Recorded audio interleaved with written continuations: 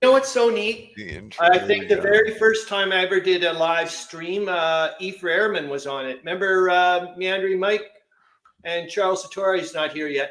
Hey guys, remember Oh, that when we filled in we the counter clipping show? Remember that?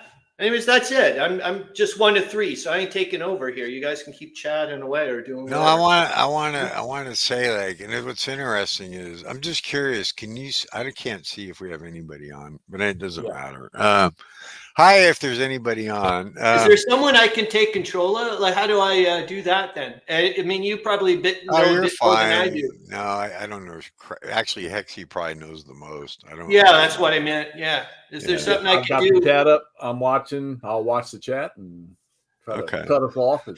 No, I gotta say, with the thing I find great, and with being on with you guys, is because I watch Hexy. I found you, Chris Nangwaya, right? Like, and I got to tell you, like, I have a video I'm planning, so it's going to be more of my World War One books, right? And I got this one that's just freaking amazing. The photographs and stuff it That's has the one I in was it, thinking about today, man.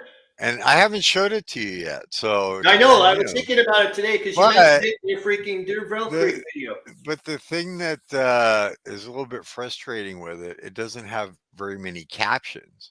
It's literally like a bunch of great pictures, but there's very few of them tell you what they Whoa. are. Yeah, So, but I guess they probably have a link to the sources in the back, though. I guess so. If you wanted to do a I gotta manual look. order. I literally just got it Yeah, yeah. yesterday, so and I Well, was hello everyone. playing. If I'm not saying, like it, yeah, this ain't my Saturday I was thing, so playing, forget it. You ain't getting that from me. and then I played earlier today. I played Starfleet Battles, but Whoa! Yes, yes. I haven't I played remember you were that in like mentioning that. 30 years. Yeah, so Let's see. that We got was fun. E4 Airman Waltz on with us. William Aarons from Kitchener, Ontario. He's here. Mikey's here. Mandarin Mike.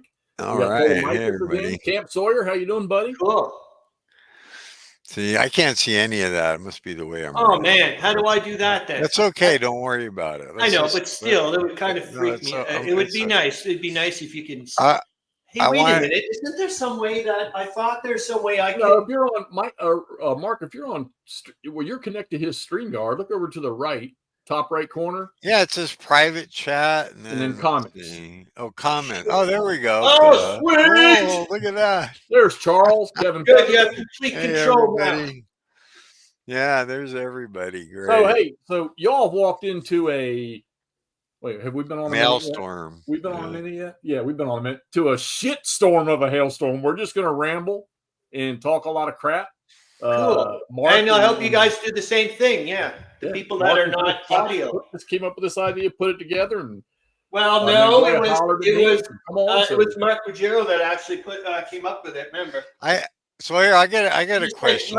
You just said organize it, and so I did. I did. So I got a question because I just curiosity killed the cat. So Hexy, what tell everybody, you probably told a million times, but I've never heard it. What was your first war game and what got you into wargaming? Okay, so I'm going to go with the first one I played that said you're going to play war games the rest of your life. And this is a Christmas story. So let's tune in with the carol bells and everything. Right. Now, I did buy with my birthday money one year, I did buy my first SPI game with it. It was Grenadier, but that was not. Whoa! I didn't know any better. So after my parents got divorced, I was in junior high. And I had some friends before my mom and me and my little sister had to move. And there was a game that I wanted. And at the time, it was $20. And it was a monster game. So my mom, bless her heart, she went and bought the game for me and hid it in the closet with all mine and my sister's Christmas presents. Well, my mom worked, and in the holidays, me and my sister were home, and I was taking care of my little sister. We decided that those Christmas presents couldn't wait till Christmas. So we went in and got our presents out. I got my game out. I set up one map and I started to play it. I took the screen out of my window and laid the map on the screen so I could hide it under my bed. And it was Terrible Swift Sword. And that's the game. I will always keep a copy of that game until time ends for me. And I've actually got a soapbox version of it now, but that is the game that got me wrapped up in it. And then, of course, life goes on. I graduate high school, I go into the military, and I for the most part, stopped gaming for a long, long, long, long time until probably 4 years ago, where I got bit again by Terrible Swift Sword talking to me from my closet saying, play me, play me, play me. And 2 nights later, I was sitting online and I was coming across all these MMP games like the CWBS series that I had never even heard of. And I bought every one of them in one night from Noble Knight and a couple other places. I dropped $3,200 on all of them in one night. And now I'm here with over 500 some games. But that's how it for me. That's great. I love you guys. You guys are both ex-military. So, and you guys did not play. Like, I guess you were too busy doing other stuff. Well, so myself, I've been doing this since I was 10 years old, and I've never dropped out. I mean, even when I was in the military, I remember that. I didn't play a lot, but I bought. And when I was in 83 to 87, they had a thing in the Air Force called Project Warrior. You could actually go check war games out of the library. Oh yeah. I know what you're talking about. Yeah. Yeah, and but we had a club. I mean, I was air crew, so when I went to work, I was always flying somewhere, but so I wasn't on base. I wasn't home very much, but like there was a club used to meet at the Airmen's Club. I was stationed at Travis, and we played games like Car Wars, and they played that GDW miniatures TAC Force or something, but I never dropped out ever, even when my kids were little or doing sports. But I was, maybe I didn't play as much, but I, was always connected, right? And I've always been connected to the hobby and buying stuff. But yeah, and it was, but like I said, I've been doing it since I was 10 years old. My story has been told a million times. I mean, I got started with Tactics 2, and then I got Third Reich, and then Waterloo. But the reason I was kind of going me, when you said you bought all the Civil War Brigade series, I can remember when the gamers, I'm trying to think, I forgot which series was. Oh, it was Lock and Load Tactical. And I haven't hardly played it much, but I've played it, and it was more expensive. But that's literally a system where I played it, and I was like, "Oh my god, this is really great!" And at the time, it wasn't as many titles as they have now. But I literally went and bought, like, in one day. I said, "Okay," and I spent like $400. Yeah, it's too easy to do. There's a couple of questions here. Mark, he got your copy of War and the Peace. Kevin Federer got your copy of War and the Peace. He said, thank you very much. All right. And Chris, which company made the Verdun game and what was the price? Meandering Mike will be able to answer the name of the company. I paid a ton of money, William Aarons. That's all I got to say. So shush. I can't remember what else she said about it. There it is. There he is. Thank you. Now, these two guys here, just so you guys understand where some of this came about is, all right, so all of y'all know that Nangwaya he's buried himself into World War I, and he's master. To me, he's a master of the Der Weltkrieg system. And Mark here recently has decided he wanted to jump into it and dig deep into World War I. So, and me, I'm just a bystander that's played a couple of games, but enjoy what these guys are digging up here. So let me put a spin on this, okay? Chris, I'm going to save you. Mark, what kicked you with the World War I thing? All of us out of the blue. What did that?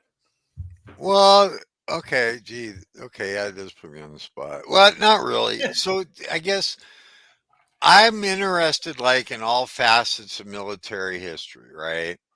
And I've played a lot of Storm of Steel. As far as World War I goes, I've played Fatal Alliances, Well, about 10 years ago, 12 years ago, maybe, I played Der Weltkrieg. We played a combined East Front, West Front, Italian Front.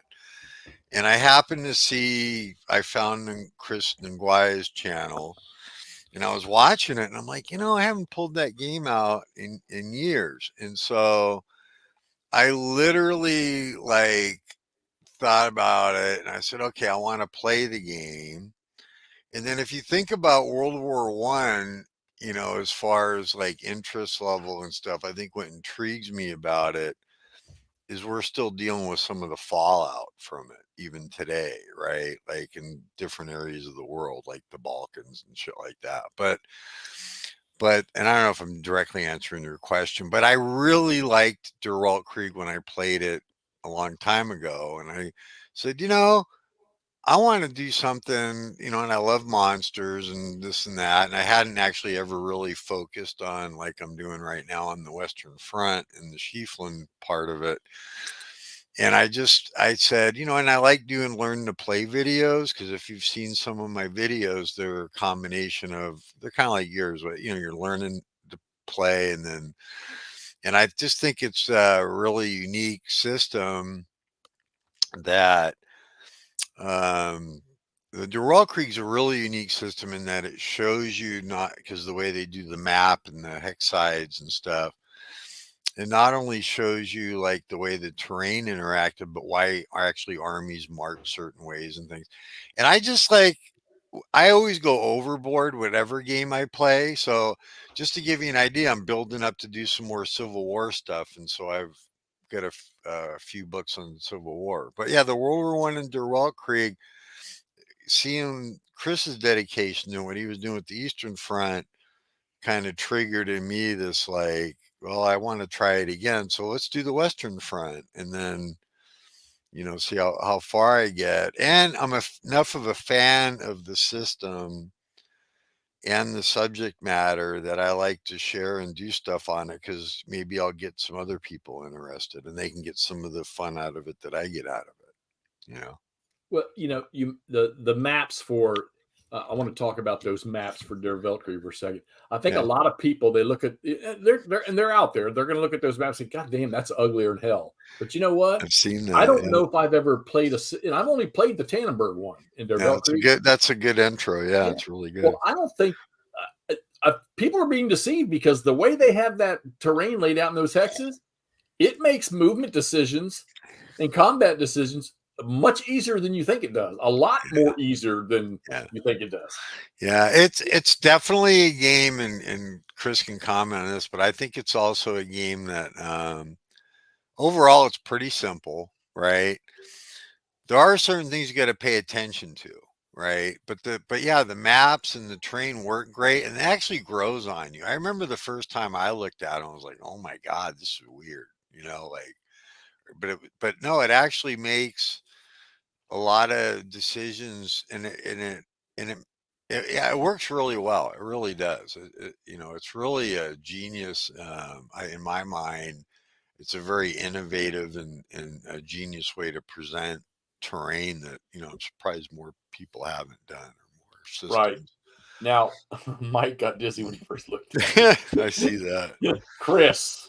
Okay, first So off, Jeff, I hope, is it Jeff Lesovich? I hope I mellowed up the volume for you. Grog Shed, no, I have not put away the Western Front. It's still upstairs. Like I said, I'm just taking my sweet ass time with it. It's like a jigsaw puzzle type of a thing. I finished the British Army. Now the hard part, which is the French. Holy Christ on a crutch. Oh, great, Jeff. Thanks. And all right, that's it for me. So I now, see John's asking, hi John's asking, which would you recommend to start with? I would highly recommend, like Hexy said about, honestly, Tannenberg. You can get it for like 20, 21 bucks. That's going to tell you if you like the system at all. and there's a lot more game in that little scenario than you think. Yeah, it's a really good. And then if you Well, like thank it, you. then you can go from there. And honestly, my second purchase, what I would do if you like that is buy the East Front. I think they're all good. Okay. Yes, I But definitely do. They the should East Front. adopt it. Yeah, you're right. Eastern Front, 100%. Oh my God, the amount of money, amount of game you get in that box is ridiculous. Absolutely Right. ridiculous. Right. Yeah. All right, so Chris, okay. Now, I'm going to take two paths with you. Let's start with the first one. Simple question from my perspective. Why World War One? That is hard to. I think Something made I you would. do this. I would say, okay, the World War One bit. I would say partially that's got to do with the fact that I didn't have a flipping clue. If you had asked me 2 years and a bit ago what I knew about World War One, it would have been mud, trenches, boring as hell. We won. That's all I would really know. I wouldn't have a flipping clue about most of World War One. The other things that led up to it was due to the fact that one of the games that I purchased from CSL was an affordable game. Was the 1914 World Undone East Prussia. They had he's got the Masurian Lake scenario. It's really small. I figured it out roughly. I didn't use all the rule. Like there's one big chunk of the reserve movement I didn't use, and that Tannenberg thing, I was like, oh, this seems interesting. And there was a zillion games, as you know, about Tannenberg. And then it just slowly just seemed rather compelling. It's also like, for me, a conflict where it's kind of like not so, evil versus good. It's everybody's a freaking F up in that war, in that conflict kind of thing. And so, and now it's just forget it. I'm gone. Like The storytelling. The storytelling for World War One to me outgrows everything else. I mean, I go from that. When you watch documentaries on World War Two and you watch documentaries on World War One, okay, they're both global warfare pretty much, but the stories of World War One are so far more. They take more meaning. They it's like they get into your heart and into your brain a lot more than the World War II stories do, because I keep thinking to myself that's obviously the first time the entire world was in conflict with each other. Mm-hmm. And so, World War II was like, okay, well, here we go again. We're just going to have a little bit better equipment this time. You know what freaks me out on a side note? I just bought today, and it's called, darn it, The Next War 18 something ... And it's just a kind of like almost like a science fiction novel that was written way before World War One. First chapter is about an attempted assassination of King Ferdinand of Bulgaria. I'm like, wow. What the hell is going on here? Can I just really quick? There's couple comments in the comments I'm seeing. I wanted to address really quick. Yeah, Pass of Glory. Oh my God, what a movie! No, yeah, but first, so Meandering Mike's right. He has a really good replay on his channel. So for Tannenberg, anybody wants to check it out.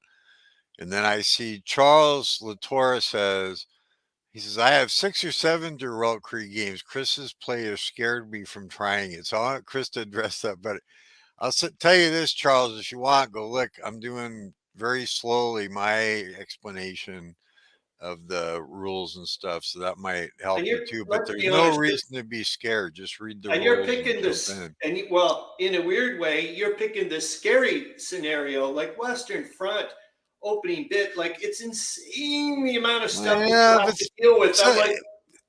Yeah, well, I'll say this. Somebody made a comment on one of my videos and they said, oh my God, it's insane, the release schedule. Because there is a little bit if you're doing just Seaflin plan where you're tied in but honestly, it's easy. I don't know. I don't think it's that bad, but that's me. And I love monsters. And, let's be real. I play ASL and GMT World at War. And so Seaflin plan for me is like. Before we ever, because I know I'm going to probably forget, how the hell did you, what the hell got you to think that you could, hey, I'm going to start my own freaking little con? Like way back. Oh, I've done it for that's like holy F. So really quick, I'll share that story. It's easy for anybody to do, honestly. It's all I did was, so if you remember years ago, the Gamers Dean used to host HomerCon, right? Are you aware of that? And if you're not, he used to host a thing in the middle of nowhere, Illinois or wherever he is. And it was called HomerCon. And I could never go. So I said, I'm going to just put together an event. So, and I'm like, I found a place that I was able to have. I'll never forget it. Literally, it's like 16 people the first year I did it. And I literally, and this, this back before I was Facebook and all this, and I was literally like, I don't know. I found a place to do it. They said it'd be this much for 4 days. And I said, okay. So I started throwing emails out and I put flyers. GMT and the gamers agreed to put flyers in their game boxes. Oh man. And it said, contact me. And it was like this much. And if I get this many people, I'm doing it. And if not, I'll cancel it. And That is so like, wow. And I got the people. So I've done it. It's been a little bit more off and on. I just did it again. But been doing it again for a couple of years in a row now. But literally I called a couple of hotels and got a conference room and they said it'd be this much for this long. I didn't get into like, oh, I'm going to promise you rooms and I'm going to do this and that. And I throw it out there and I say, all right, this is how much it is. And I always have like a cutoff date where I can be like, well, I didn't get enough people to help cover the cost, And I find if you build it, they will come. I mean, I've had a guy, I just did a thing where I had two people come from out of state. I had one event about 10 years ago now, to be honest, but it was one of the ones I did. I had a guy from Vermont, a guy came from England, and another guy came from, I don't know, it was, but if you want to do it now, there is enough cons out there and stuff, but I find if you build it and put it out there, people will come.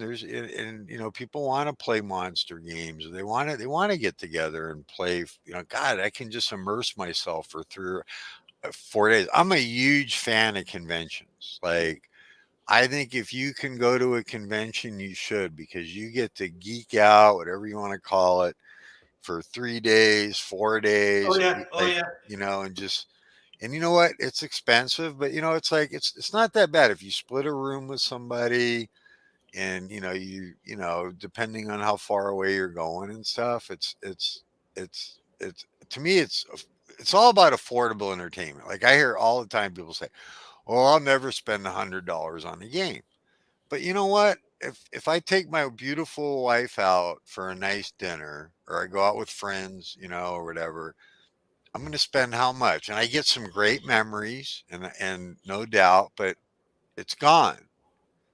Where a game, and I'm not here to make judgment call for anybody, but a game, you can buy it. And I don't care if you buy it and you fondle it and you read it and you never play it.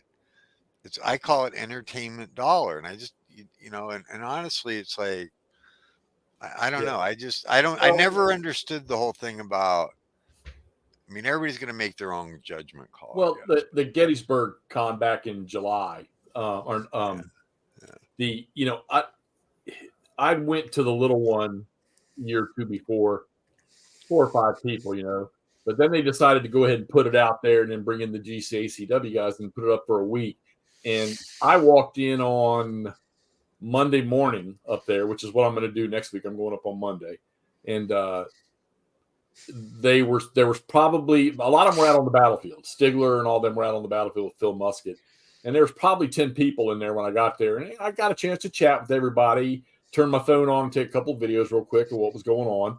And then they all showed up, and I was amazed at the number of people that turned out for that. The GCACW people had 2 games up, and then there must have been 12 GBACW games, and I'm talking they were all different. They had all of them set up, some demo ones, playing the new three dog that's going to be coming out, and of course the Wilderness. I sit around with the Wilderness table with Al and Dick Bowlers and Stigler and Tom Beach and Phil Musket and some others, and watching them play and just sort of doing what I could to help with the rules. But all those guys are pretty thorough. And I'm tell you what, I don't get together a lot because, like I say, I'm too antsy. All my toys are right here.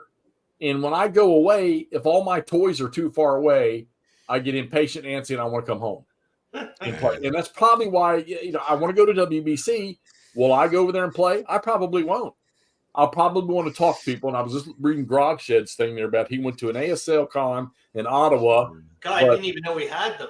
Yeah, well, he said everyone was focused on playing. There was nothing for me to do, and I'm just trying to picture in my brain because I've watched some people play ASL, and I can picture exactly what he's talking about with people wrapped up playing ASL. Yeah, right. But I think, and that's fair. Like I said, everybody's going to make their own call. But like conventions, with me, I'm a social butterfly, so I like to play. But I'm very comfortable and easy with jumping into a group of people I don't know and just mingle whatever, and it's like, and I hear you about the toys, but for me, the wargaming is I've always really enjoyed the social aspect of it. Oh, To me, it's, and like we talked earlier before the show, like I definitely solitaire, like I definitely do that, and but I just, when I can play, and for me it's not even I like to do well, okay, but for me, it's not even really a competitive exercise. Like I always say, like if I played to win, I wouldn't play anymore. But it's like, eh, I mean, I like everybody. You like to do well, but I like to explore the game. But I just the social interaction. I've got a local con that I've run the War Games Pacificon, which is a regional convention here in California that it's been going since the 80s, and I've run the war games for it for like over 25 years now. I mean, I didn't make it last year for obvious reasons, but for people that know what's going on with me, but I'll be back this year hopefully, and like we have a tradition, we call it the green bench, and basically Saturday night there's a whole bunch of us get together on the green bench, and we drink scotch and beer and soda, whatever, and bullshit, and that's been going on for 20 plus years at least. And then there's the gaming, where it's like it's a general convention attended by 1,200, but we run about 50, 60 wargaming events, loosely called tournaments, because people just like to play. So they show up, they play.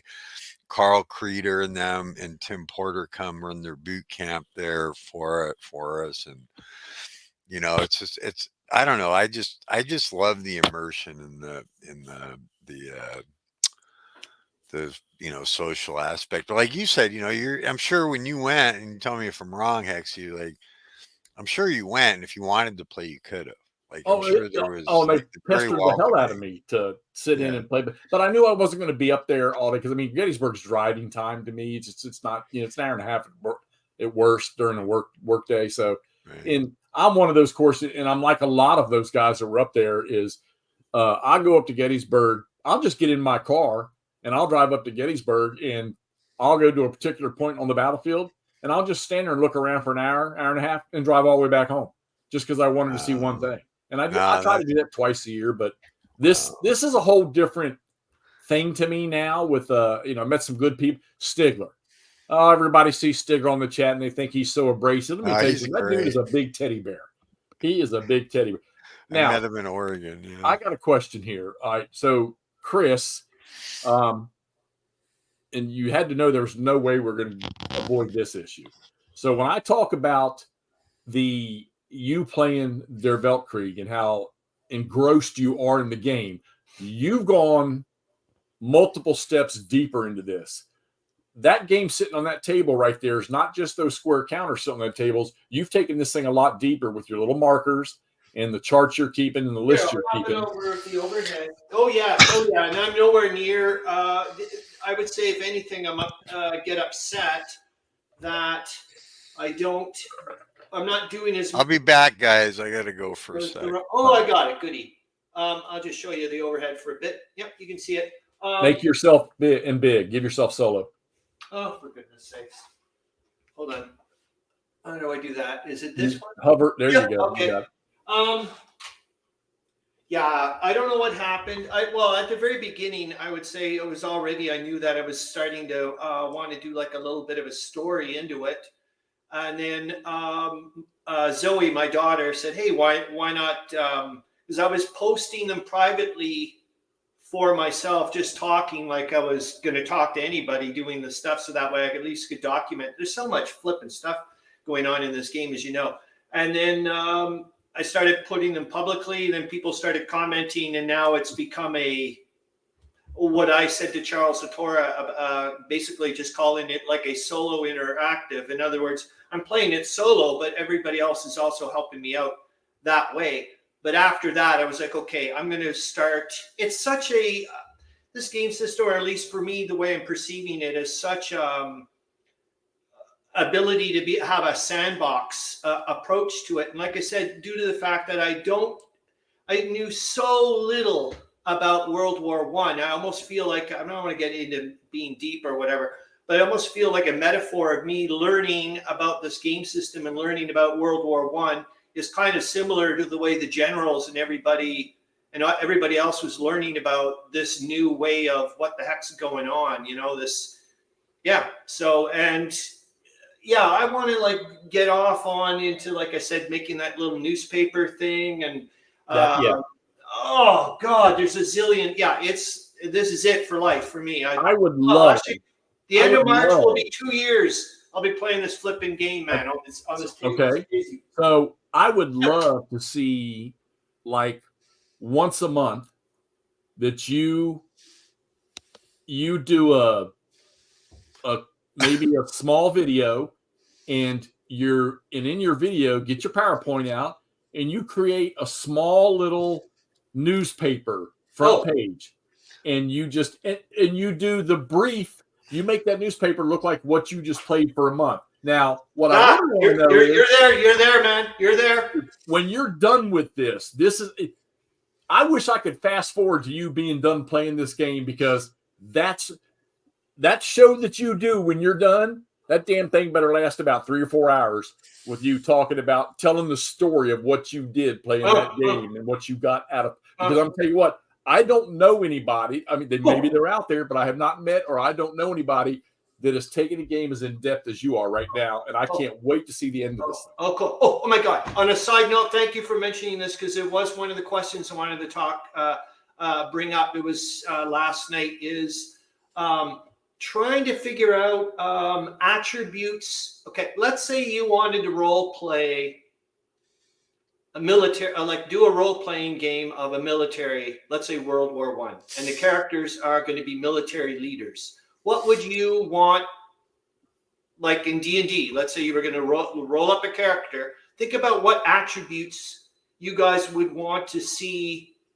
characterized in that for that leader, like, so that way I can write it down. So far, I have like willpower, connections, like connections with the military experience, intelligence. But those type, like, I want to think of like, and that way. So when I start continuing on with this, like, I'm sure there are game systems, like, for, as you know, like in the U.S. Civil War or whatever, or they go, okay, this general or whatever has a leadership value of this, and it changes maybe at a certain time. But I want the game almost like Risk Legacy kind of thing, that kind of mechanism. Where, okay, here's my leader that's going to be playing, like, in control of whatever army, but he's had a god awful time based on the circumstances that have been going on with this game. I want that to have an impact later on about their ability to do something. Does that make sense? Yeah. Okay, good. All right. This is, like I say, this is, when you're done with this is going to be the story that you tell will be a game played within itself. I mean, it's going to be phenomenal when you're done with this. Trip.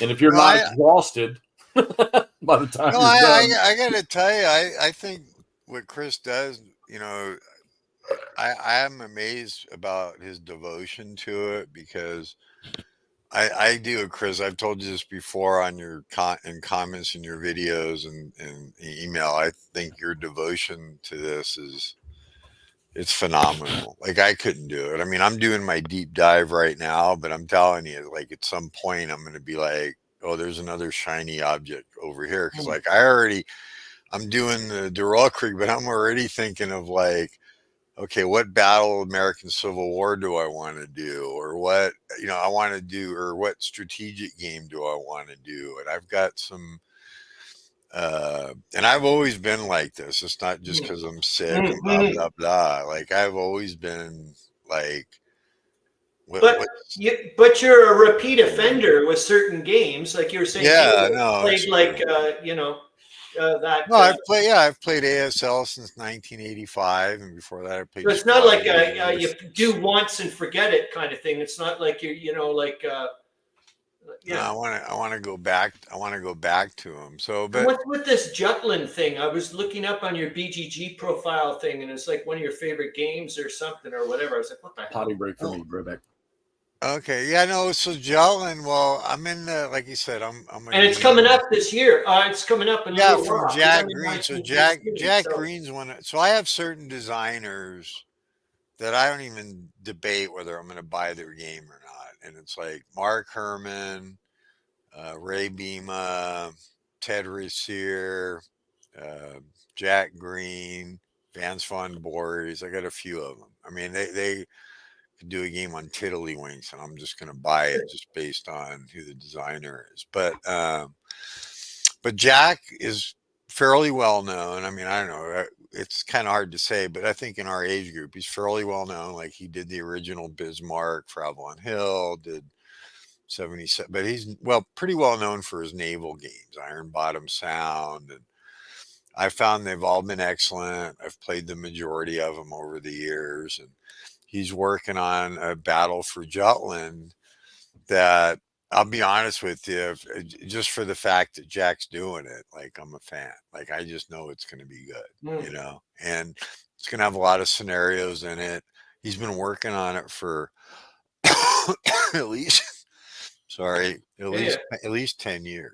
So Now don't smack me, but okay, did Gettysburg last 3 days? That's why it's called 3 days of Gettysburg? Right. Okay. yeah. Which would be, as far as I'm concerned, one of the perfect freaking things to have at most conventions, due to the fact that most conventions are like around 3 days. Like to me, it's like that's just heaven sent. If you're a Civil War freak and you want to host a game, I would be like, excuse me, let's do a 3-day monster game and have 3 days at Gettysburg for the 3-day convention. Right. What the Well, hell? and the way those guys play them, like I say, with multiple players working on different sides of the battlefield at the same time, I think some of these guys could pull off the full campaign in 3 days. I really do. Well, I would have liked to seen that because one of the things, and I'm a fan of great battles, right? But I know one of the things and so I really would like to see how they Okay, I did don't that because with understand, the chip obviously, the pool, scale. no, with the chip pool, I found like some of the bigger games in my experience has been like, oh, they're good 2-player, but I would have loved to see how they did it because of the Well, chip they pool, like but. the wilderness game that they were playing. They split the battlefield in half, like a north and a south, and the activation chits for the southern half were put in one cup, and then the activation chits on the northern half were put in another cup. Oh, So okay. they were drawing them at the same time, and you had you had 4 guys executing tasks all at the same time. Because and if you think about it, in GBACW, everything is simultaneous anyhow. Yeah. So within an hour's time frame. I So have no these guys idea were why rolling. my comments keep showing up twice. It's weird. But Oh, maybe it's you're in. Down there to the bottom where your comment thing is, you got a little drop down arrow next to the comment window. Hit the drop down arrow and select the YouTube one only. I'm telling you, Grog Shed, we've got to. I know you were going to say that we're doing that trade there. You're going to get my Desert Fox Deluxe there, and I'm getting Serbian Moose Bean or whatever. Yeah, I wouldn't mind if at some point, I know that both of us have anxiety issues and whatnot with dealing with people for long periods of time. But we'll figure out something, maybe even to do like some kind of like mini Ottawa con. That'd be kind of cool. Well, if you do that, I'd love to try to get to Canada. I know I tried to go. I want to, but I love Canada. I haven't been there in a long time, but It's a half decent hotel too. So Mark just said a minute ago, another shiny object passes by and I'm the same way. This Into the Woods, this has been up now over a month. This is probably the longest I've stuck on a game And it's weird because I left it alone for like 3 days. I was like, oh my god, I'm hitting that slump where I don't want to push any counters over there anymore. I want to do something different. And then I sat down the other night and I did an activation and shit got interesting. And next thing I know, I've rolled through all but 2 chits in an entire turn. And I'm like, oh my God, what happened here? The excitement gets back on you again. So Yeah, I it's all saw your relative, though. bloodbath. Eh? What, Chris? Sorry. Oh, it's all relative, though. Remember, like you talk about shiny objects. My version of a shiny object is like, oh shoot, I haven't focused on the Mesopotamian front, No, but or you're right, you know what I right. mean. But So you're it's the same. It's just, I'm like, oh my god, or I haven't you, looked at the big map yet, or in my mind, you need to pat yourself on the back because, uh, like, honestly, it's like no, like I have a group that I used to play World in Flames with regularly, and then I there's got a somebody that was at job where I Gettysburg. didn't have time. oh, This and There's that. one that was at Gettysburg in July. Miroslav, he was up there oh. too. And guess Okay. what I saw? A really good copy. You guys, you probably Le Grand Guerre was $300 American. Is that it's supposedly in near pristine shape? Yeah. What do you think? Crazy? No, I think if as much as you're in the World War I, you should get it just to have Yeah. it. That's a fair price. It's not a great price, but it's a Okay. fair price. I mean, if it's unpunched, get the English rules. That's honestly a little Yeah, bit actually, below the English rules. Yeah, he said it was just like a photocopied version or whatever. But excuse me. still, Yeah. okay. Yeah. I mean I don't it's pretty complex and it's playable. Any game's playable though. I'm a big Mm. fan of exploring. I mean, that's like when Hexy did it's been a while, but I remember you did some playthroughs of the Army of the Tennessee and stuff, that Clash of Arms system. I love that game. Yeah, I actually bought it just because of your replay, and I still like haven't played it. But I've looked at it and I'm like, oh my god, Well, I'll this tell is you this, amazing. Mark, whenever you do get around to it, first off, it's worth playing. But when you get around to it, you're good. People don't play it because the rules scare them. But let me tell you something. Those rules follow the sequence that you play that game in. Okay, that's good to know. Yeah, I will say this: rules anxiety. Maybe we make a name out of it. But I think it amazes me because, like, in the sense of like, I get everybody's got like different levels of what they think's complex and what's.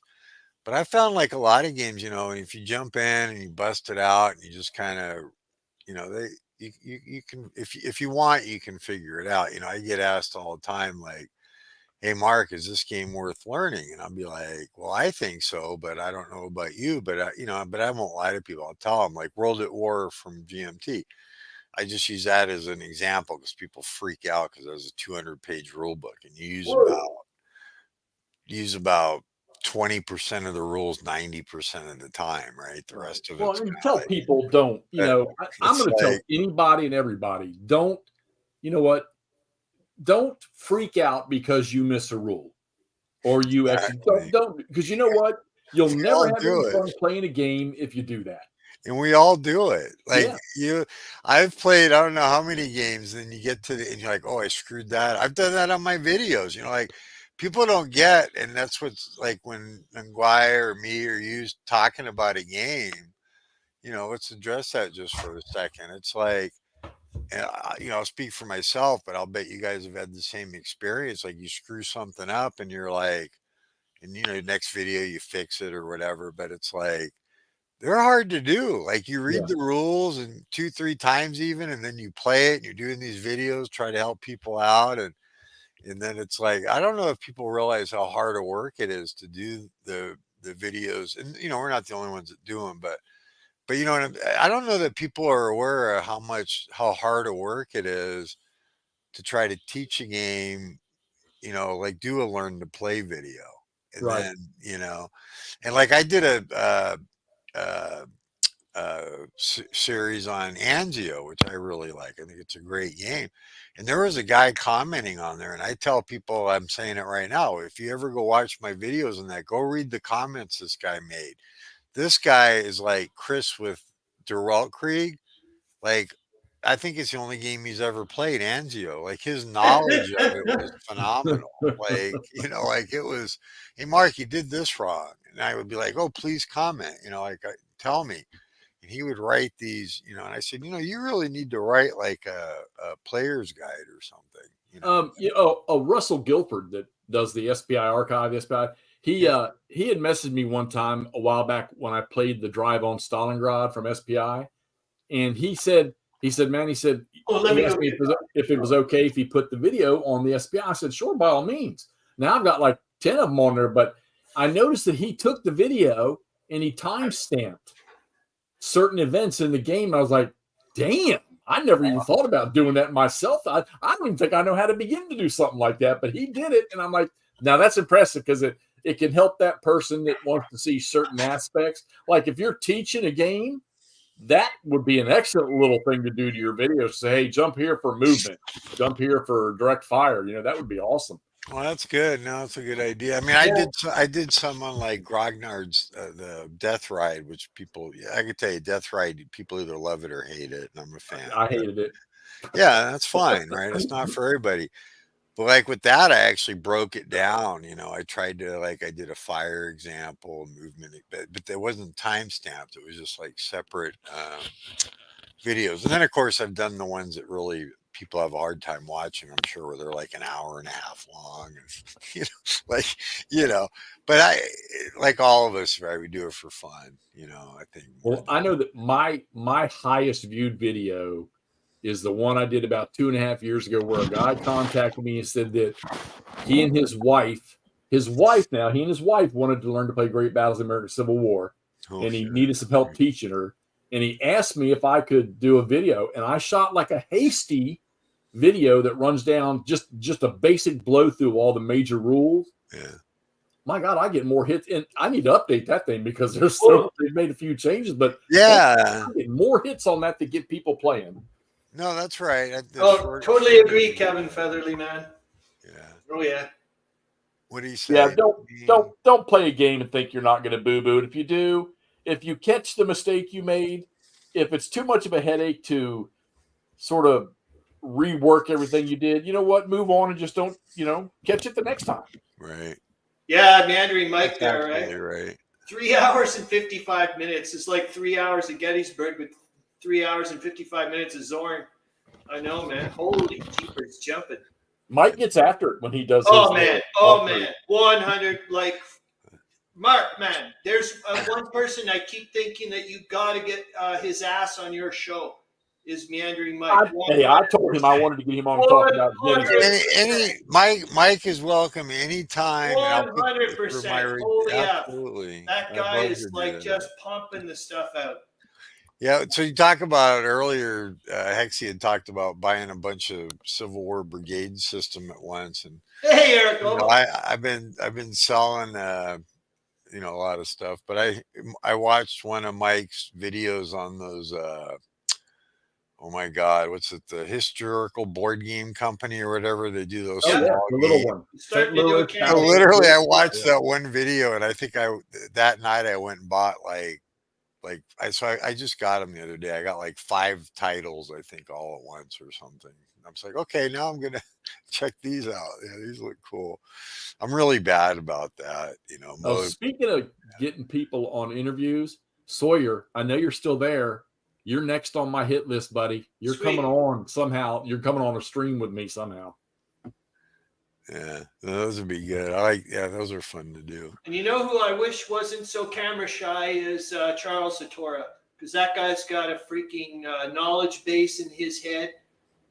Gaming wise, it's not funny. I just would love to have him. Like, you can watch his videos, man. His notes that he writes. Say what? On the table, the notes that he writes on his game table. Oh my God! Thank you. Chuck doesn't even have to talk.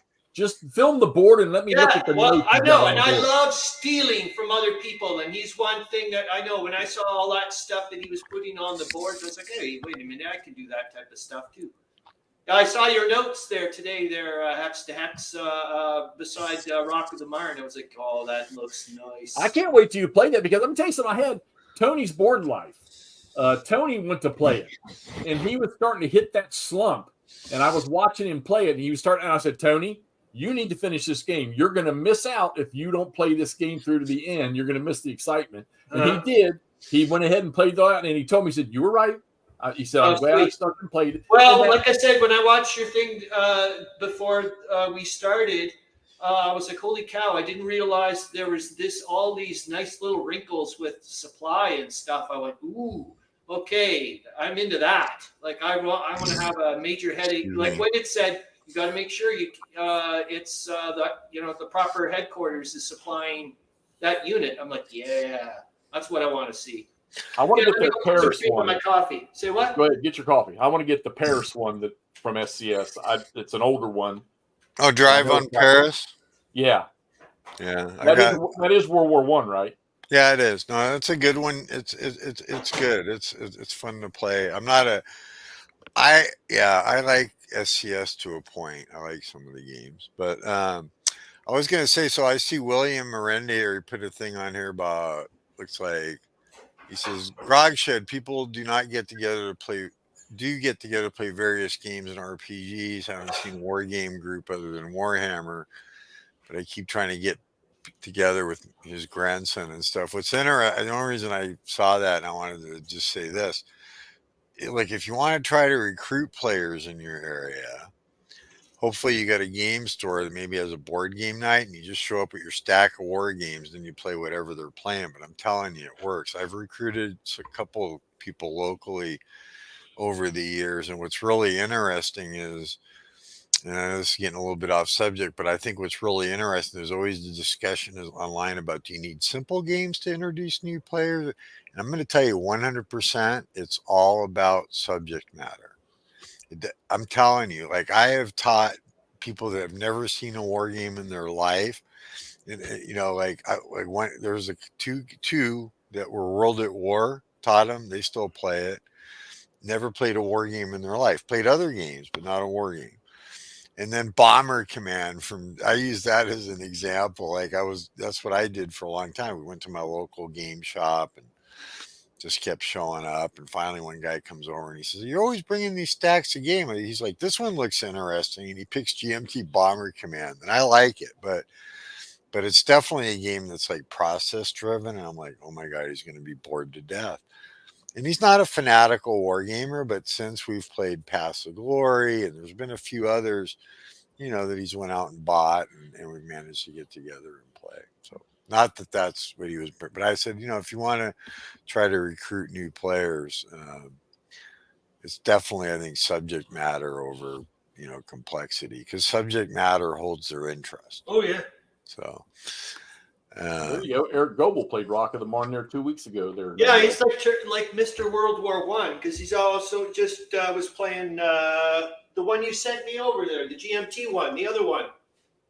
Oh, the big World War I box I sent. The Great War Deluxe. Yeah, that's a good one. Yeah, he was talking about it all the time. I've played that. It's been a while, but I've played that a couple times. I really like it. Originally it was a Command magazine, and then GMT redid it.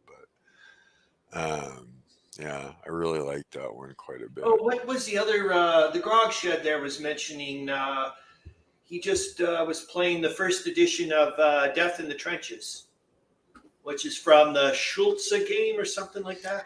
Yeah, and I have the Compass version, and my understanding is, and I could be wrong, I haven't played it yet, but what interests me about that, I believe it's the same guy that designed Absolute Victory, which was SPI's Global War 35 years later, basically, with more development and tons of random events and this and that in it. So that's what interests me is, and I'm not familiar. I have the Compass one. I don't have the other edition, but that's actually one of the things that intrigues me about it. It has a lot of random events in it. I love the map. Holy cow. That map looks really, really cool. I love the way that they've included parts of North Africa in there. I was like, oh, nice. All right, so here's an interesting little question. Thanks, man. Please. Probably. Oh, cool. If you had to weigh the difference between newer games that are coming out and some of the older stuff that we've had over the years, and you had to choose a preference, would you choose the older games over the newer ones nowadays, or would you choose the newer ones? I know what my answer is for sure. Chris, you want to go first? I don't care, but I gotta say this. I'll answer that easily. 1,000,000%. Much prefer the newer game. Okay. I there's a couple of old ones that fond memories. I'd still play them. There's a couple I did a list on Facebook the other day that I still want to play. The old Walked on Rhine, Joe Belkowski. I actually want to do a campaign for that. I always have since I was 18. And that's the main, well, since high school actually. And that's the main reason I want to do it. But I think the newer games are, it's in my mind, they're just so much better. I mean, there's older ones that have value. They're simple. But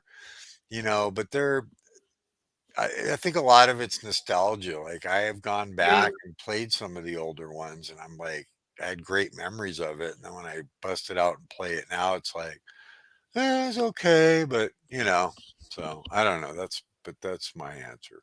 I Well, I guess. mean, the quality definitely is Yeah, today. I but I mean, think the gameplay is better. I mean, and the systems are. oh I don't well, know. yeah, like Great Battle of American Civil War. I definitely like today's system as opposed to the original Terrible Swift Sword type stuff. But Berg had 3 games there in the middle when he was with SDI, where they used the turn continuation table. Okay, Which, if you don't mind the Novocaine of duration of play because of that, the system's actually pretty cool to play. right. And somebody, what's his damn Tim. Okay, right. What do you mean by old? So that's a valid question. So in 70s, my 80s. mind, like I would still play Civil War Brigade series, right? And some people would say that's old.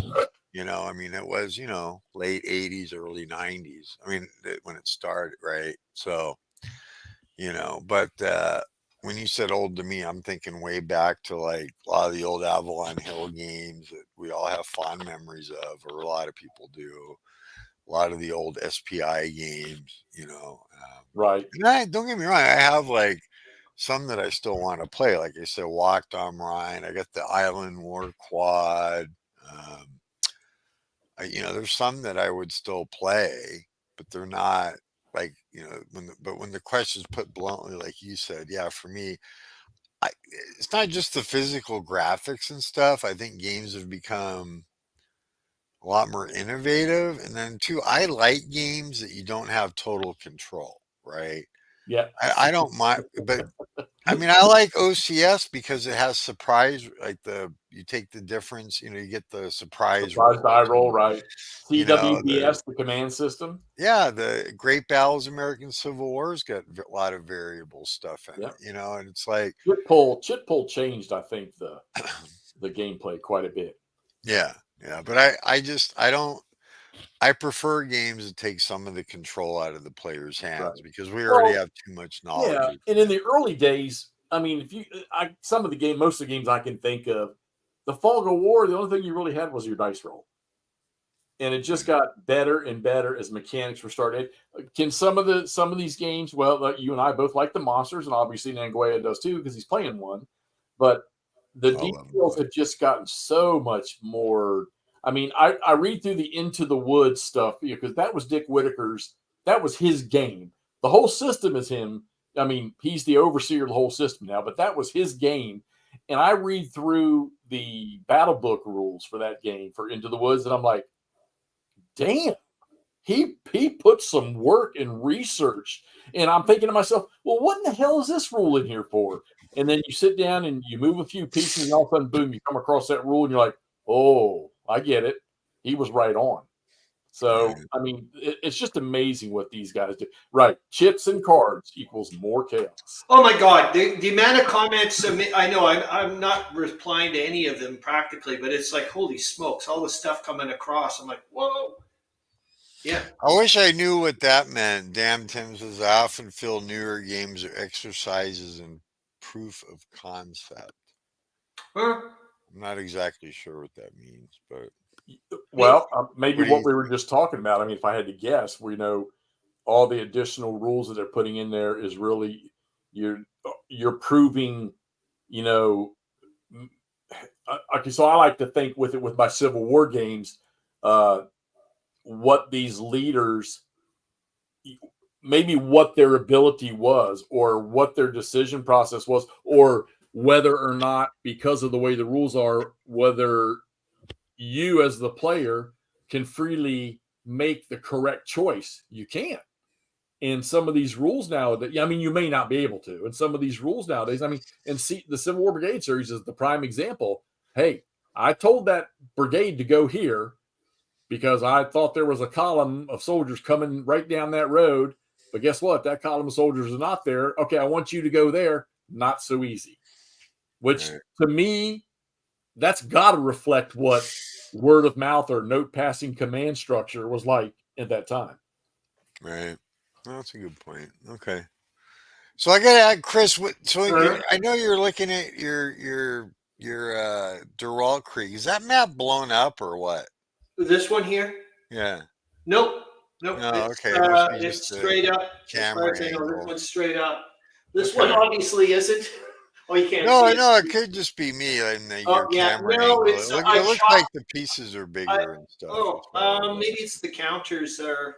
Maybe I made them a little bit smaller than whatever. Mind you, the Derville Creek counters aren't too bad.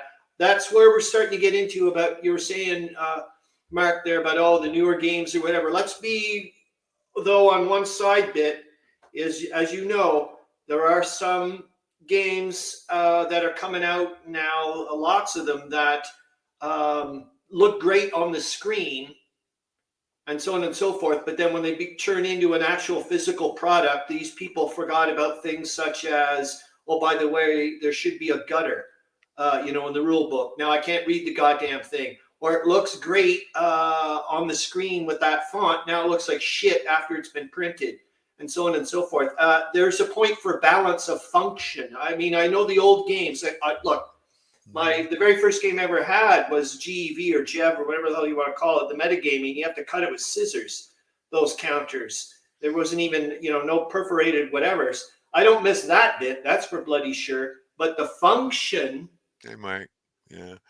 No, You know no, what I I mean? I don't disagree with that. Okay, I mean, cool. Cool. I think a great example, honestly, and if you guys aren't subscribers, like War Diary magazine is a phenomenal magazine, right? In my Oh my opinion. God, are they ever responsive too? But the one thing that has driven me nuts about a couple issues is where it's like they'll have this great article and they have such beautiful color on the page, and then they put the black print over it, and it's like, Uh-huh. I mean, and it hasn't happened that much, and it's a little nitpick, but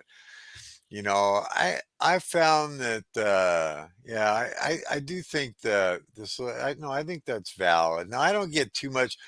I mean, I will say this: I was looking at my Duralt Creek counters, and compared to some of the stuff that's out there, they're a little bit thin, but it doesn't bother me because the stacks are, freaking ridiculous sometimes. But that's why they have holding boxes too. So, Yeah. Oh yeah.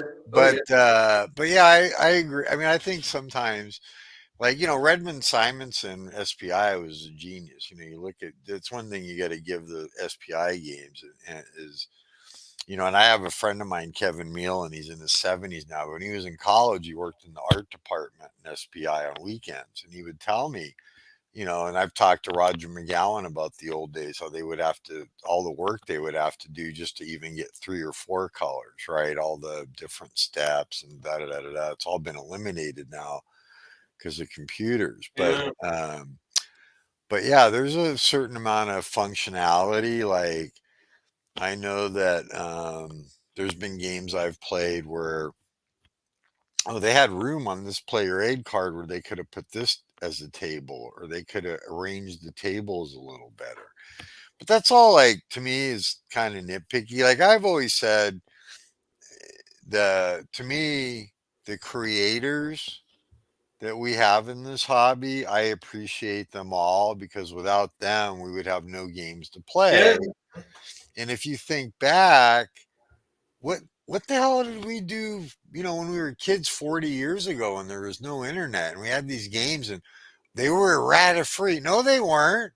No. We didn't have an Yeah, internet you to just ad know. We libs. didn't know any better, Yeah. And I got to tell you, I want to just share this really quick. It's a quick story, but I got to tell you, like reviews, I don't put, I, you know what, like there's certain people or certain that I know their tastes are like mine and I'll listen to what their review is. Okay. But outside of that, like I don't pay much attention to reviews and I'll tell you why. So there was an old fire movement when Decision Games owned it. GMT came out with their original 3 games, and one of them was Air Bridge to Victory. And I remember I had played a lot of Air Bridge to Victory already because I had bought all 3 games as soon as they came out of the gate. I remember that. And I read the review in Fire and Movement magazine. And of course, but it was so obvious the guy had never played the game. Like he read the rules and then rates this article, he basically trashed it as a game.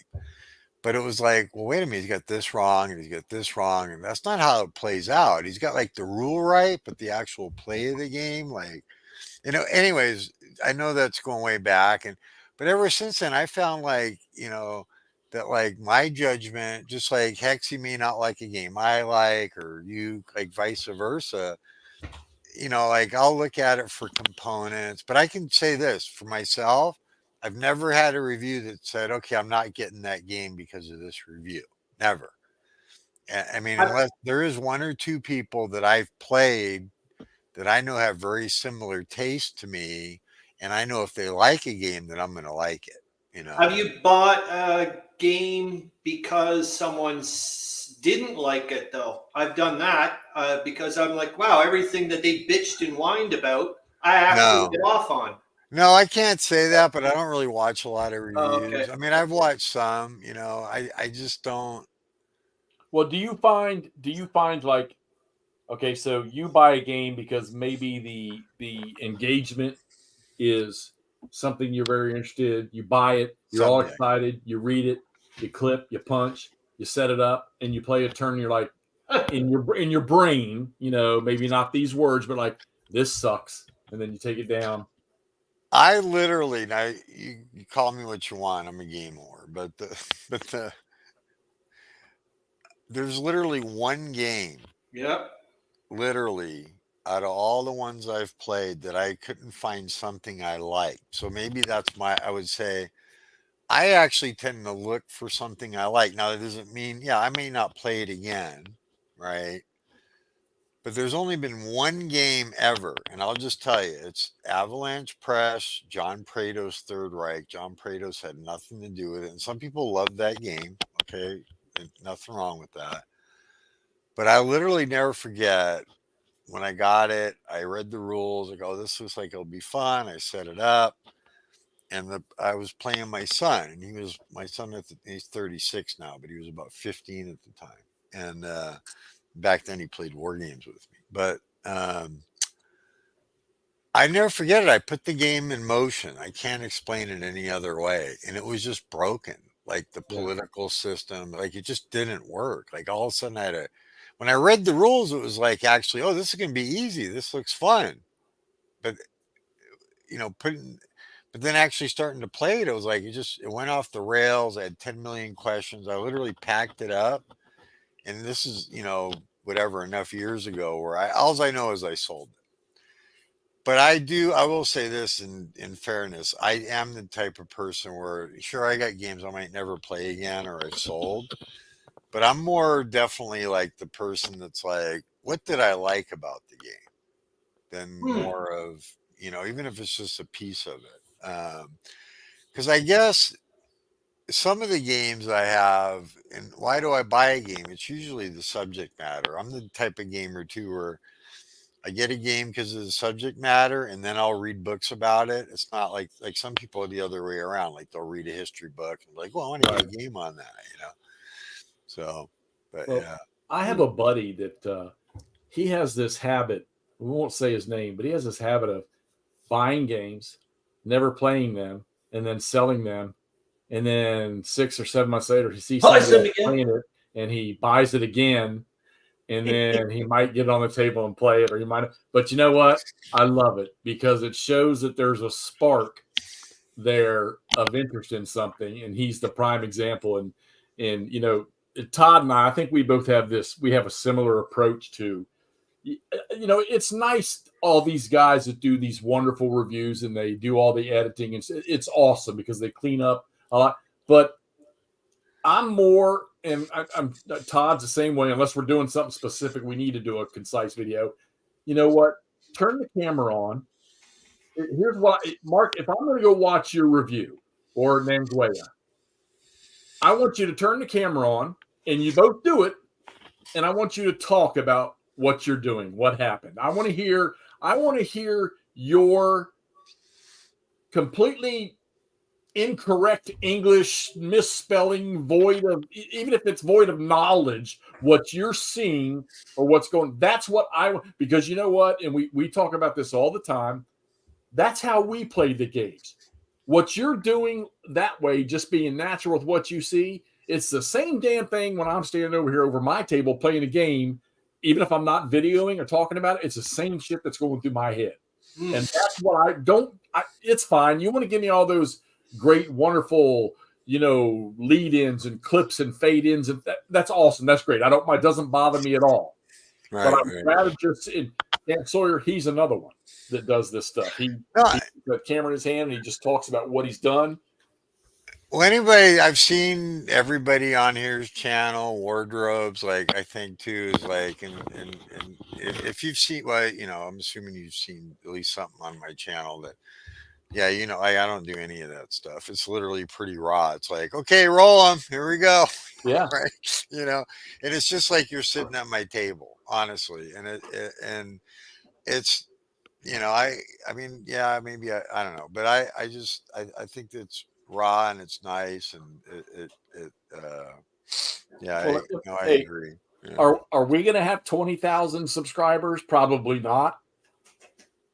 But I don't care. I would rather you hear what my brain is thinking, because maybe I say something that is on the same level with you when you're looking at your table playing the game, even if it's not the same game. Or maybe I say something that, oh, I'd never caught that, and Hexy just said it. You know, just give me that. That's what I would. That's okay. I'm going to say a name, all right, and everybody knows the name. And while a lot of people don't necessarily pay attention, I think a lot more do than don't, and that's Callendale. He is just as straightforward, plays the game with the damn camera in his hand, which I know I could never do. But you know what? If you just listen to him talking about what he's doing, he jumps away from stuff and he wanders off. But when he's talking about what he's doing, it's great. A lot of the stuff he says is great. And I'd love to hear the people tell that kind of a story when they're playing a game. I'll be right back, guys. I'll be right back. Yeah, probably gonna wrap up soon. Anyways, Hex. I think I mentioned with you. That's how it all started.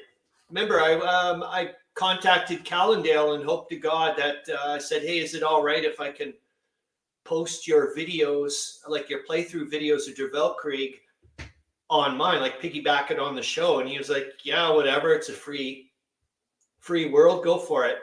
He was totally mellow about it. Like he didn't give an F. And I was like, thanks. And thank God he did, because otherwise, and he had a ton of them, like 50 something freaking videos. So I had something to go with. I mean, I had nothing at the beginning. So just to, Yeah, I'm not, it's nice. If you want to teach me how to play a game, then all the nice fine-tuned video clips, like Lee Forster when he did OCS and the GTA, all the stuff for MMP. If I want to learn how to play those games and I'm not going to read necessarily rules, I go over and watch that. And there's other people out there that do that I mean, even Mikey here, he does some really good stuff. If you want to go learn how to play, and Mike's good because he does a lot of off the wall games, which is really cool, which I think can drive some people to buying a game that they probably wouldn't even otherwise look at. But so that's great. But you know what? If I'm going to flip on your video and you're playing the Battle of the Bulge, I don't want to listen to all the the correct language and stuff. I want to hear what's happening in your head with that game, what you're thinking, because that's going to translate to me, because maybe I'm playing that same game and I'm 2 turns behind you, and I'm going to look this up. I'm saying, oh, okay, I see what he's talking about right there. Maybe I don't need to make that mistake, or maybe I need to do what he did. Let's hear. I want to hear. To me, that's the storytelling. Let me hear. Well, I was just going to say, because I was just going to pop that in is the narrative bit, because I was like, that's why I was saying, like, I get off on watching some of your stuff, because I was like, oh yeah, you can hear the little stories clicking in there. Yeah, I think Callendale, I can't remember if he did something like, I know the first one's like, gosh, I think it's like an hour and a half, but he does 2 big monster intro. Yeah. Develop Craig, and I have listened to those when I first started getting into this game. After remember, I was saying it's going to be 2 years at the end of March. Flippy crazy. Yeah, and, you're awesome, dude. That's I love about it. And it was, I listened to his goddamn thing like over and over and over again in my head. I was just like, because he would just say, say stuff, and I was just like, okay. Yeah, tell me your story. Tell me what you're thinking when you sent that brigade in there in that pocket, or tell me what was going through your mind. What the hell did you send that Panzer division busting up that road? Yeah, and it too. I mean, there's even sometimes like a certain counter or whatever, a certain unit just seems to defy. It gets every effing die roll going its way or something, and all of a sudden you get this micro narrative of like, I don't know about you, but I'm like, oh, I want to protect these little guys, or they're the best sons of elite bitches I've got on the table. Now they're going to go after everybody. Aren't games? So I know I missed a minute or two, but I will tell you from hearing and then looking, games are wonderful storytellers. I love the stories they tell when you're playing. Damn right. They just unfold, and they're just, I don't know. I gotta say, like, I'm in love with the hobby and the genre, and I always have been. And a lot of it is the storytelling. And I will say this, in the videos that we see, I actually, maybe not very well, I try to incorporate some of that. Like, I'll give my reasoning. I've seen you do it too, Hexy, right? And you too, Chris. Like, why? Oh, I'm doing this, and here's why, right? Like I tell you, a game I just literally listed last night. I was, up at 2 a.m, like I am with my weird cancer hours. And, I do this list of like, oh, here's my 10 that I want to get to. Well, I just got in the mail, and talk about buying and selling and rebuying a game. I'm not selling it again. I literally just got Trial of Strength from Panther Games, and I want to try that again, right? And I've played it a long time ago. It's, I think a great system, but it's one of those games Lock and Load was supposed to redo, and I love Lock and Load, but I don't think they're going to get to it anytime. Kevin Featherly used, I think that's a World War I slang word, grouse. Grouse? Yeah, I love it. As far as I know, it is. Anyways, I love your knowledge of it. It. Like, you may like my book videos, and I'm telling you, I got this other book, and I tell you, I'm gonna do it. It's a World War II book, and it's propaganda posters, and of course on the front of it, Hitler. There's a picture with Hitler with the Nazi flag, right? Actually, I saw and I'm like, I'll probably get banned when I do the video, but for a while, but. It's full of, it's not just the Axis, it's all the different propaganda posters from World War II, and it's about like yay thick, and it's great. It's got the Allies, the Axis, like it's just really cool. But World War I got some more books. One I saw was they had Hitler bending down. It says, "Oh, let's get him caught with his panzers down." Yeah. I tell you, I don't, like I said, I solo play pretty much all the time, but like I said, Wardrobe and I, we do a few things here and there, and I'm telling you, nothing gets my heart beating and the brain working more when he and I are doing something. And the first time it happened to us was playing when we played a small scenario of Great Campaigns of American Civil War, a year and a half, 2 ago, and we both shot separate reviews of the little short scenario we played. In the excitement of what happened on the last turn, It's like you flip another switch. I'm telling you, I can be. The other night we were going to shoot our video last night reviewing the third scenario, and I actually terminated the stream before we were going to go live because we didn't want to interrupt Nache's channel. But our schedules right now are kind of tough, so we needed to do it. We went ahead, and I really wasn't in the mood. Shoot, 5 minutes in, he and I talking about that game. Next thing you know, we're on more than an hour because it's so much fun. And the same thing's happening right here. Listening to you two guys and getting into conversation about where we go, what we like, what we do when we're playing, and the depth. And we're looking at 3 guys right here that play monster games. We all have different approaches to each one of them. We have different likes to what we do, and there's 3 stories right here. I mean, do you know what I think was funny is I was kind of worried when I said to you guys, "Hey, let's start like a half an hour early before whatever, just to kind of get the oil going or whatever." And I was like, "Oh shit, we better not do that because we're going to run out of something to talk about when 8 o'clock hits." Going to be 3 people staring at each other going, but hey, it went well. So I'll say this. If I've said it before, you guys can message. Well, you're not on Facebook, but you have my email, Chris. If you want to be on my show, just let me know. And the Mandarin Mike, I'm going to reach out because he said that his agent, he said earlier that he was available. But I got to tell you, like my Rujuro's Corner, not a big breakthrough, but what made me decide to do that show is I was like, there's all these shows with designers on it, which I actually had the Burning Banners guy on my last one that I just did, but Chris. But I said, it was kind of like the old newsletter. Like I've always organized clubs or get-togethers. Like I'm always been that guy, like the guy that likes herding cats. And I remember we had this one of them. A guy used to do a newsletter every month for the club, and it was like a club. There was no dues or anything, but he would do a newsletter for it and send it out. And always had a profile. So I said, what? I'm just going to do a show. And so far, it's worked out great. And by the way, anybody listening, that you can message me on Facebook or whatever if you're interested, and I'll figure out. But it's worked out like really great. It's people just like talking about the games and their history and their and it's just fun, and this is a way for us to get to know people and get to know each other a little bit better, and I gotta say, for me, I'm just gonna say this because I know we're gonna end it really soon. I really super appreciate stuff like this because it's helped with all this crap that I'm dealing with a lot easier, and it's so meaningful for me. I'm just gonna say it like this: our whole community, like, come together, support me and my wife. And I will say this: I've had so many people contact me offline that are going through something similar to what we're going through, but they're not public about it. And I've been able to literally help like so many people, like, and just.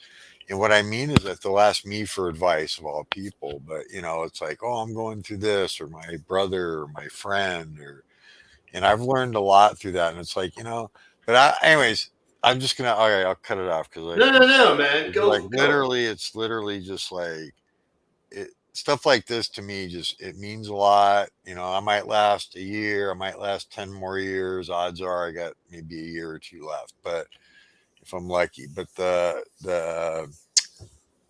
way the community, anyways, it's just phenomenal. And it's Mark, the 3 of us here and many more, we may never ever play a game together on a tabletop. We may never play a game together on Vassal, but in a sense, we're playing a game together right now. Oh yeah. So, and let's be honest, like I've said before too, there's a lot of times watching Hoser House Rules, who plays RPG stuff. I'm like, he's doing what I don't get time to do, so I get to live vicariously what he's up to. Yeah, you put a 1914 Revolution Games. Was that fairly recent? Did that pop out fairly? Yeah, I think that's a lot of new buzz one from about it? Revolution. Okay. Oh, Revolution Games. Yeah, I know Roger and those guys. He lives in Sac. I've known him. I'd like to find out about that game. Yeah, I can tell you this: all their stuff that they do is very well play tested. It always is.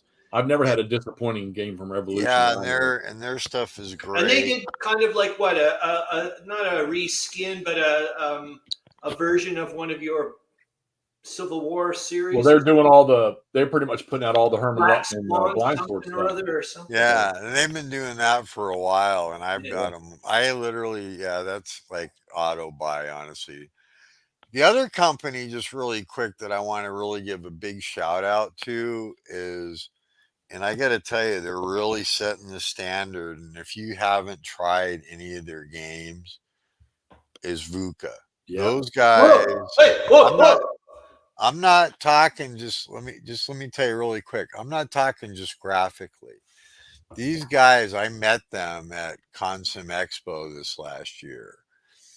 They're and they just like, they're a young group of guys, and you should have seen it. They were play testing this, and it looked like a finished product, this 1812 Napoleonic game. It was getting played all week, and whenever I would go by, people were like, "Oh my God, he came down in the last die roll." And I gotta tell you, Patrick, he's one of the owners of the company. You know, they're all like in their young 30s. Okay, sorry, no offense, they're kids, but but they literally, he's sitting there taking notes, and he's like, "Okay, yeah, we got to fix that. We got to like they." And they're just anyway. I can't say enough. Knock Paris is on my list. One of the guys on our show on Saturday, Harold Bosma, he from Dusseldorf. As far as I know, he's constantly in touch, keeping us in touch with what's going on with 1916 Prelude to Blitzkrieg, because they took it on.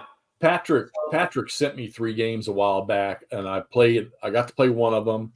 I played 2 of them. I sent one up to a buddy of mine for him to play it, but I keep spacing it out, but I want to find a copy of the Across the Bug, because I don't think that thing got enough play and look by people. I think it was kind of a shock in the way the action system works. I think it shocked a lot of people. Which game is that? What is that? Which one? Across the Bug. Oh, yeah.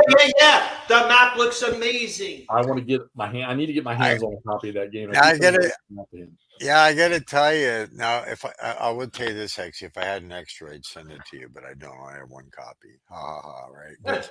But still, I get people give me, "Oh, Mark's got 2 copies." No, not anymore. But I will tell you, like, I played Bismarck. I have a monthly get together, and now that you can't solitaire. It's not like, I'm just telling you, but it's phenomenal. Like the gameplay, it's simple. The German side, you're behind the screen, is all in German. Now the stuff that you need, they're in English, right? But the British side's all it just sets the mood. Like they literally, their graphics set a mood for the game, right? And then Knock Paris, I read the rules to it. I haven't played it yet, but I'm going to. Great game. It looks. Look what we've done here tonight, guys. This is really good. I got 2 more activations I want to execute over here in Into the Woods to kill this up to 4 p.m. Okay. And the Bloodfest here. Quick snapshot. Quick peek. There you go. That's it. How many leaders are dead now?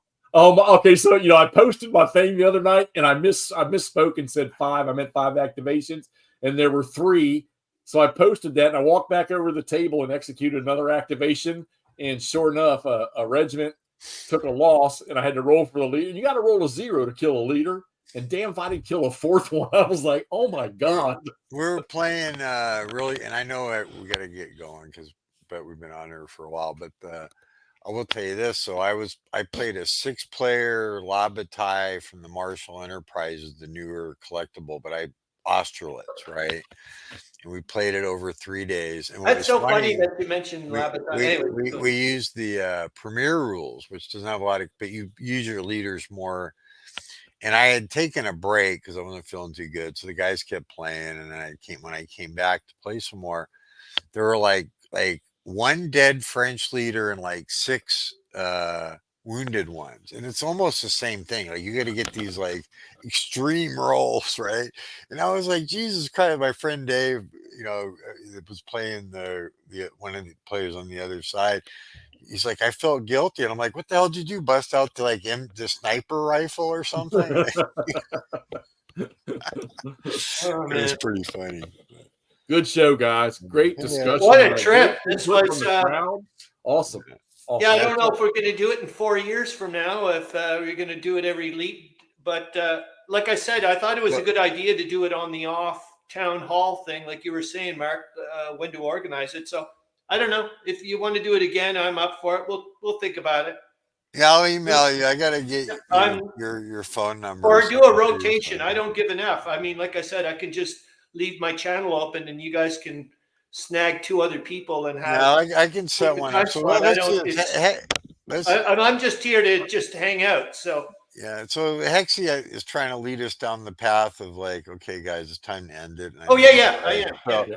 no, I just think that I want to, like I'm sure you guys do, and you can say your piece. I want to thank everybody for getting on, joining us. Sweet, Had yeah. a great time. Anybody that's interested in being on Myri Ruggiero's Corner Show, and you're on Facebook, send me a message, or you can email me at investor1965@sbcglobal.net, and I'll try to remember to add that to my channel. And I always forget to do that ad stuff, but yeah. But anyways, and thanks for pulling this together, Chris. This was awesome. I was a lot. This was really, really cool. That's it. Keep gaming, having a great time, and get your ass back so we can say goodbye proper. All right. Yeah. All right, let's Where the hell is he? There he is. All right, there you go, Hexy. Okay, see Right you on. later, Appreciate it, everyone. guys. Thanks a lot. Bye. See ya.